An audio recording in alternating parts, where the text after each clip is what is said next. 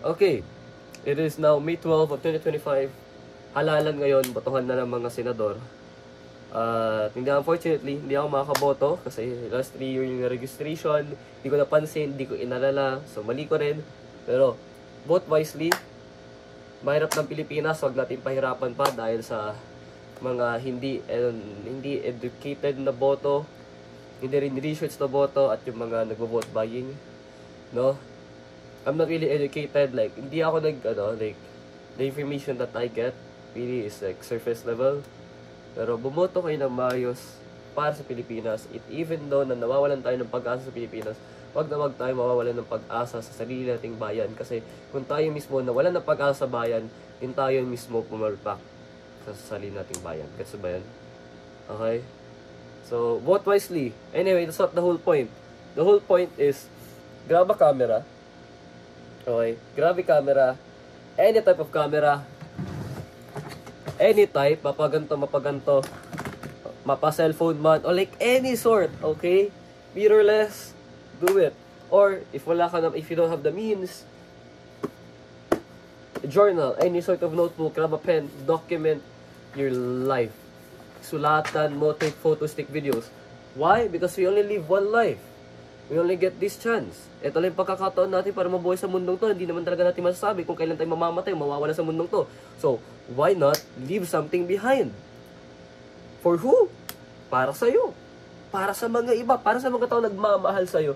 At yung mga tao minamahal natin. No? O kung sa isipin mo naman, hindi pre, wala namang manunod neto eh. Wala namang magbabasa neto eh. Leave something behind. Kasi it's better to leave something behind rather than, mawala ka sa mundong to and like walang any remnants or like any memories or anything about you, no? It's really better to leave something behind kasi at some point kahit isipin natin na wala man talagang may pakialam sa atin or such, I believe, naniniwala ako na there will always be someone na maghahanap sa'yo. May laging may makakaalala sa'yo. So, it's better to leave something behind para maalala ka. Para rin sa'yo. Bakit para sa'yo? Okay? Kasi we can actually look back at those videos, at those documents, written documents, recorded documents, mga literato, to actually look back. And para makita natin yung progress natin along the years ng pagkabuhay natin. Okay? Para rin sa sarili mo, para malaman mo, mapanood mo kung ano yung pinagbago mo, kung saan na yung naabot mo, kung ano na yung mga naabot mo, kung ano na yung mga nakuha mong bagay, at kung nasang punto na ng buhay mo. No? Ako, I still do this. I record videos. I actually have a lot of VMs documenting my life. Dati, nagjo-journal lang ako, pero tinamad ako magsulat, so I'm here making videos na walang intro. And hindi rin ako marunong mag-edit, pero I still post this kind of videos raw kasi I wanna leave something behind, because I wanna leave for something for myself and sa mga taong interesado sa buhay ko, o kung interesado man sila like what, pero the point is, leave something behind. Okay, yun na yun. No? Siguro, pakiramdam ko, laki na rin ng digital footprint ko kasi I have one Reddit account kung saan nagpo-post ako ng mga letters from my notes app. And then I don't know, pero I feel like malaki digital footprint ko kasi paano ako post ng post, mapa YouTube or Instagram or whatnot man. No? Wag kayong mahihiya na mag-video, mag-photo, or like anything talaga out in the public. No? Kasi you're doing it for yourself. Okay? You're doing it for yourself. Excuse me. Lang.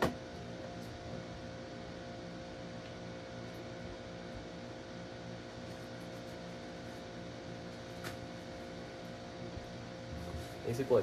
Sorry. My bad. You're doing it for yourself naman eh. Kaya mo lang kasi by the end of the goddamn day, wala rin naman may pakialam dyan. They're just gonna like, kasi we are too busy on our own worlds. So why bother? Diba? So do it for yourself. Document your life. Live your life. And that's all. Sayang naman kasi kung wala tayong litrato, wala tayong video, wala tayong documentation of this specific event, of this specific occasion, di ba? Kasi yun lang yung paraan natin para maalala yun eh.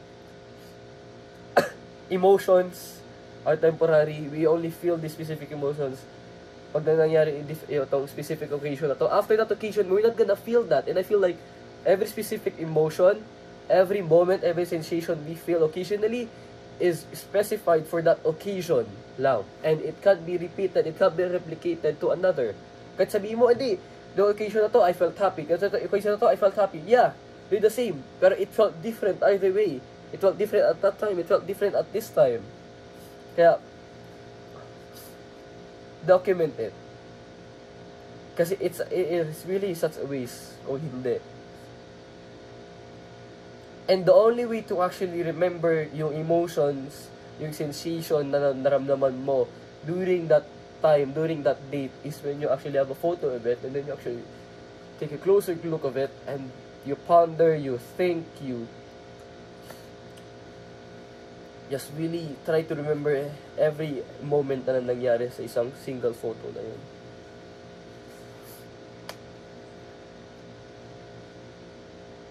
That's the only way of remembering things kasi. Unless you're really smart and you really have a big aspect kung saan naalala mo talaga like every part or every event na nangyari sa buhay mo, alam mo yung emotions mo, ganun, kabisado mo. Pero if not, hey, this is one way of doing it. No? Ba't ko naisipan gawin to? I was posting videos sa Esteraha and watching videos sa mga na-record ko ng graduation. And ginanahan ako bigla na gumawa ng gantong klaseng video ulit. Although nakagawa na ako ng gantong klaseng content o yung video sa laptop ko, pero di ko na alam kung saan yun. Tinatamad na maghanap, kaya dito na lang. So, whole point of this video, document your life, leave something behind for yourself and for the people na may pakialam sa'yo, mga tao minamahal mo, yung mga nagmamahal sa'yo at yung minamahal mo, yung mga may pakialam sa'yo. It's better to leave something behind kumpara sa wala kasi we only have this one life. Enjoy it, document it, remember it, and emotions, you know. Barabim, barabum, barabipam, magtralala, tralala, kaput.